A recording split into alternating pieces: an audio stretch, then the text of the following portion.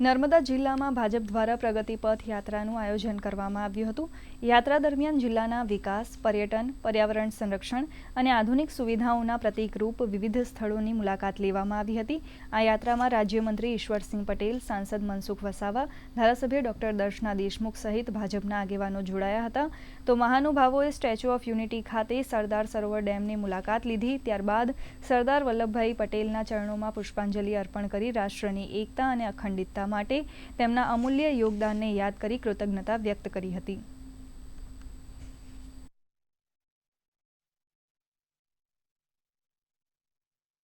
આજે આખા દેશ ને ગુજરાતની અંદર પ્રગતિ પથ ની યાત્રા નીકળી રહી છે અને જે દેશની અંદર ને રાજ્યની અંદર રાજ્ય સરકારને ભારત સરકારના સહયોગથી જે મોટા મોટા પ્રોજેક્ટો નિર્માણ પામ્યા છે અને સમાજને જે ભેટ થયા, રાષ્ટ્રને જે ભેટ થયા છે એવા મોટા મોટા સ્થળોની આજે નર્મદા જિલ્લામાં પણ અમારા પ્રભારી મંત્રી રાજ્ય સરકારના મંત્રીની નેતૃત્વમાં આજે પ્રગતિ પથનો આજે અમારે પ્રવાસ છે।